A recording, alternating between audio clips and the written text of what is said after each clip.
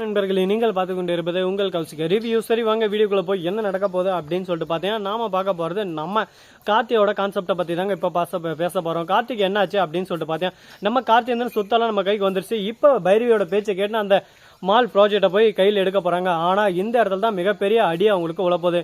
இந்த அடிக்கு மேல அவங்க திரும்பி எழவே மாட்டாங்க. அந்த அளவுக்கு ஒரு பக்கம் அடி மேல அடி உழப்போதுங்க. அப்படி என்ன ப்ராஜெக்ட் அது அப்படின்னு சொல்லிட்டு பார்த்தீங்கன்னா, கரெக்டாக நம்ம கௌதம் தான் செய்யணும் அப்படின்னு சொல்லிட்டு ஆல்ரெடி டெண்டர்ல கையெழுத்து போட்டு விட்டாரு. இருந்தாலும் கௌதம் கிட்ட இப்ப அதுக்கான சோர்ஸ் இல்லாதனால சரி அவரு இதை ப்ராஜெக்டை விட்டு விலகிட்டாரு. ஆனா அதே சமயத்தில் எங்க கம்பெனி நம்பி தானே கொடுத்தீங்க, நாங்க இதை டேக் ஓவர் பண்ணிடுறோம் அப்படின்னு சொல்லிட்டு நம்ம கார்த்தியை மறுபக்கம் பைரவி போய் கேட்கறாங்க.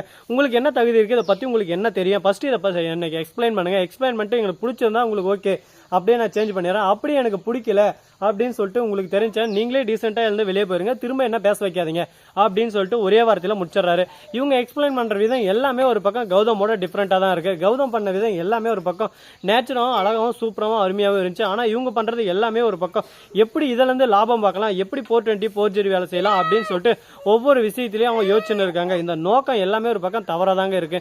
இவங்க தவறான நோக்கத்துக்கு இவங்களுக்கு சரியான இது எல்லாமே கேள்விப்பட்டதும் என்ன பேசுறது ஏது பேசுறதுன்னு சொல்லிட்டு தெரியாம ஒரு புறம் மௌனமா தான் இருக்காங்க. அதே சமயத்துல இந்த விஷயம் நம்ம கௌதம் காதுக்கு அடிபடுதுங்க. அந்த மேனேஜரே போன் பண்ணி இந்த மாதிரி உங்க தம்பி வந்திருக்காரு, இந்த ப்ராஜெக்டா அவர் கொடுக்கலாமான்னு சொல்லிட்டு கேட்கறாங்க. அவுட் ஸ்பீக்கர்ல போட்டே தான் நம்ம கௌதம் இருந்து கண்டிப்பா கொடுங்க, அவன் நல்லா செய்வான், அவனோட திறமையை பத்தி டேலண்ட்டை பத்தி எனக்கு நல்லாவே தெரியும், அவன் இந்த ப்ராஜெக்டை என்னோட பெட்டரா செஞ்சு காட்டுவான், நம்பி கொடுங்க அப்படின்னு சொல்லிட்டு சொல்றாங்க.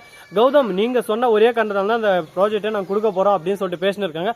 அவன் சொல்லி அந்த ப்ராஜெக்டை வச்சுதான் நான் பொழைக்கணும்னு எந்த ஒரு அவசியம் இல்லை, எனக்கு அப்படிப்பட்ட ப்ராஜெக்டே தேவை அப்படின்னு சொல்லிட்டு நம்ம கார்த்தி அவமானப்படுத்திட்டு அந்த ப்ராஜெக்ட் ஃபைல்ஸ் எல்லாமே தூக்கி பெஸ்ட் போயிடுறாங்க. உடனே அடுத்த செகண்ட் பாருங்க நம்ம கௌதம் வந்து ஒரே வார்த்தை தான் சொல்றாரு, சரி விடுங்க சார் உங்களுக்கு நல்லது வர, அது என்ன நல்லது நீங்க பண்ணுங்க இறங்கி அப்படின்னு சொல்லிட்டு கேட்கறாங்க. என்கிட்ட அதுக்கான சோர்ஸ் எதுவுமே இல்லையே, என்கிட்ட அதுக்கான பணம் இருந்தா கண்டிப்பா நான் இறங்கி களத்துல நானே இதில் வெற்றிகரமா செஞ்சு முடிச்சிருப்பேன் அப்படின்னு சொல்லிட்டு சொல்றாங்க. அதுக்கான பணம் தான் உங்ககிட்ட இல்லை, மற்றபடி டேலண்ட் எல்லாம் இருக்குல்ல, அதுக்கான பணத்தை நாங்க கொடுக்குறோம், மற்றதெல்லாம் நீங்க பாத்துக்கோங்க.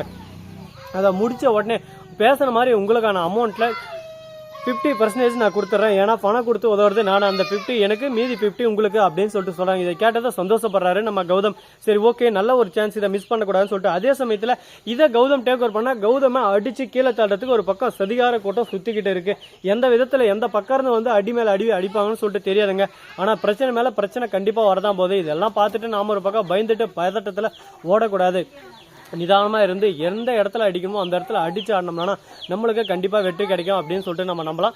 இதுக்கப்புறம் இன்னும் நிறைய விஷயங்கள் எல்லாம் மாறப்போதும், மாற்றம் ஒன்றே மாறாதுன்னு சொல்லிட்டு சொல்லுவாங்களா, அது போல நிறைய விஷயங்கள் எல்லாம் மாறதாங்க போகுது. அப்படி என்னென்ன விஷயங்கள் நடந்துச்சு அப்படின்னு சொல்லிட்டு பாத்தீங்கன்னா, நம்ம இலக்கியா இருக்காங்களா அவங்க வந்து கௌதம் கிட்ட சொல்றாங்க, இதை பாருங்க கௌதம் உங்க நல்ல மனசுக்கு எல்லாமே நல்லதா தான் நடக்கும் அப்படின்னு சொல்லிட்டு சொல்லிருக்காங்க. இதை கேட்டது என்ன பேசுறது ஏது பேசுறதுன்னு சொல்லிட்டு தெரியாம நம்ம கௌதம் ஒரு பக்கம் சைலண்டா தான் இருக்காரு.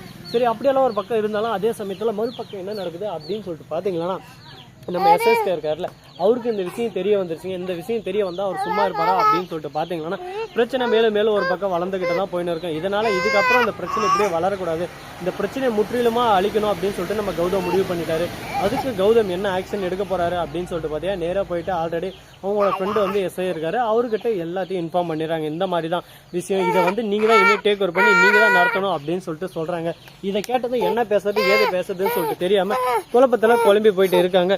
இதுக்கப்புறம் தாங்க என்ன நடக்க போகுதுன்னு சொல்லிட்டு தெரிய போகுது. அதிரடியான ஆட்டமா இருக்க போதா இல்ல இப்படிதாங்க ஒரு பக்கம் பிரச்சனை எல்லாம் போயின்னு இருக்கு. இந்த பிரச்சனை எல்லாமே முற்றிலும் நம்ம ஒழிச்சே தீரணும் அப்படின்னு சொல்லிட்டு முடிவு எடுக்கணும்னா அதுக்கு ஃபர்ஸ்ட் நம்ம கௌதம் தான் முடிவு எடுத்தாகணும். அதே சமயத்துல இந்த பூஜா கேரக்டர் வேற புதுசா வந்து இந்த சீரியல்ல குழப்பத்தின் மேல குழப்பத்தை ஏற்படுத்த போறாங்க. ஒரு பக்கம் எனக்கு கௌதம் தான் வேணும், கௌதம மாதிரி ஒரு திறமசாலி, கௌதம மாதிரி ஒரு நேர்மையான ஆளு தான் எனக்கு வேணும், அவர் எனக்கு கணவராக கிடைச்சா நான் பண்ண பாக்கியம், அப்படி கிடைக்கலன்னா நான் தான் கிடைக்க வச்சுக்கணும் அப்படின்னு சொல்லிட்டு நிறைய கேடுகெட்ட எண்ணத்தோட சுத்தின்னு இருக்காங்க. அவங்க எண்ணம் எல்லாமே நல்ல எண்ணம் தான், ஆனா இருந்தாலும் ஒரு விஷயம் நமக்கு இல்லை இன்னொருத்தருதுன்னு சொல்லிட்டு முடிவாயிடுச்சுன்னா அதை விட்டு விலகிறதான் புத்திசாலித்தனம், அதை விட்டு நல்ல ஒரு பழக்கமும் சரி. ஆனா அதை விட்டு இல்ல எனக்கு அவங்க தான் வேணும், அவங்க தான் என் உசுறு, அவங்க தான் எனக்கு எல்லாமே அப்படின்னு சொல்லிட்டு முட்டாள்தனமா மூட நம்பிக்கைத்தனமா நம்பிக்கிட்டு அவங்களவே நம்ம அடையணும் அப்படின்னு சொல்லிட்டு அதுக்கான போராட்டத்தில் இறங்கினா அவங்க வாழ்க்கை அங்கே காலியாயிருங்க. ஏன்னா இவங்க மொத்த மோட்டிவேஷன் அவங்கள எப்படி அடையிறதுல தான் இருக்க தவிர இவங்க முன்னேற்றம் growth இதெல்லாம் எப்படி ஆகும், கம்பெனி அப்படியே டவுன்ல வந்து லாஸ்ட்ல இவங்க கம்பெனி நஷ்டத்தில் ஆகிட்டு ஒரே அடியா கடங்காரியா வரமா நிக்க போறாங்க. நம்ம கௌதமும் இலக்கியம் சந்தோஷமா அவங்களோட வாழ்க்கை பயணத்தை தொடர போறாங்க. அது மட்டும் இல்லாம இது முற்றிலும் இவங்களோட சூழ்ச்சி, இந்த சூழ்ச்சி முத்தெல்லாம் கண்டுபிடிச்சி இவங்களை அடித்து ஓட விடலாம் அப்படின்னு சொல்லிட்டு சதிகார கூட்டமே ஒரு பக்கம் சுற்றிக்கிட்டு இருக்க நிறைய பேர். யார் யார் அப்படின்னு சொல்லிட்டு பார்த்தீங்கன்னா எஸ்எஸ்கே, கார்த்தி, பைரவி, மறுபக்கம் சிந்தாமணி, தாட்சாயணி, இவங்க எல்லாரும் சேர்ந்து எப்படியாவது இவங்களை ஒழிச்சு கட்டிடணும். இவங்க இனிமேல் இதுக்கு மேலே தலை எழுத்து பார்க்கக்கூடாது. இவங்க என்னைக்குமே நிமிந்து பார்த்தா அடுத்த செகண்ட் நமக்கு தோல்வியாக முடியும். இவங்களை நிம்மர விடாமல் அடிச்சு ஓரமே உட்கார வச்சுக்கணும் அப்படின்னு சொல்லிட்டு ஒரு முடிவில் இருக்காங்க. இவங்களோட எண்ணம் எல்லாமே தவறான ஒரு எண்ணமாக தான் இருக்குது.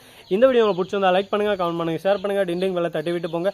அப்போ தான் நான் போகிற அடுத்தடுத்த வீடியோ உங்களுக்கு உடனுக்குடன் நோட்டிஃபிகேஷனில் வந்து கொண்டே இருக்கும். மிக்க நன்றி. தேங்க்ஸ் ஃபார் வாட்சிங். Tata, see you. நன்றி, வணக்கம், பொந்தனம், வருக, தருக.